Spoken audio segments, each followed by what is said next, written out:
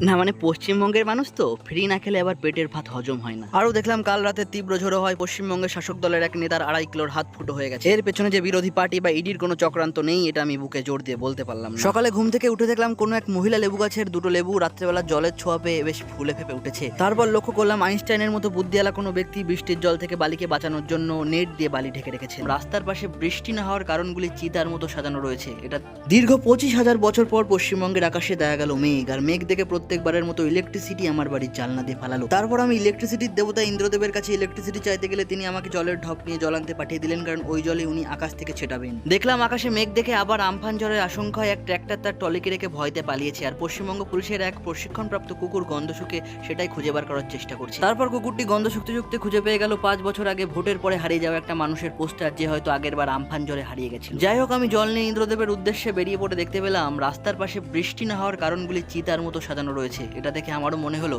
আমরা খামোখাই দেবতাদের দোষ দিই, সব দোষ আমাদেরই। দেখলাম ঝড় ওঠার আগে আমার ঠাকুমা আমতলায় আম কুড়োতে চলে গেছে। আমের যা দাম, আমিও কয়েকটা আম ফ্রিতে চেয়ে নিয়ে আসলাম। না মানে পশ্চিমবঙ্গের মানুষ তো ফ্রি না খেলে আবার পেটের ভাত হজম হয় না। যাই হোক, তারপর আমি জল নিয়ে ইন্দ্রদেবের কাছে ডেলিভারি করে দিলাম এবং সারা রাত উনি ওই জলই পশ্চিমবঙ্গের ওপর ছেটালেন। সকালে ঘুম থেকে উঠে দেখলাম কোনো এক মহিলা লেবু গাছের দুটো লেবু রাত্রেবেলা জলের ছোঁয়া পেয়ে বেশ ফুলে ফেপে উঠেছে। এর থেকে বুঝলাম ইন্দ্রদেব কাল রাতে জল কোনো পুরুষের হাত দিয়েই ছিটিয়েছিলেন। আরও দেখলাম কাল রাতে তীব্র ঝোড়ো হওয়ায় জুরাসিক পার্কের কারেন্ট আলা কাটা তার ভেঙে গুড়ে আছে, এবং এই সুযোগে কয়েকটি ডাইনোসরকে জঙ্গলের ভেতর ঘাস খেতেও দেখা গেল।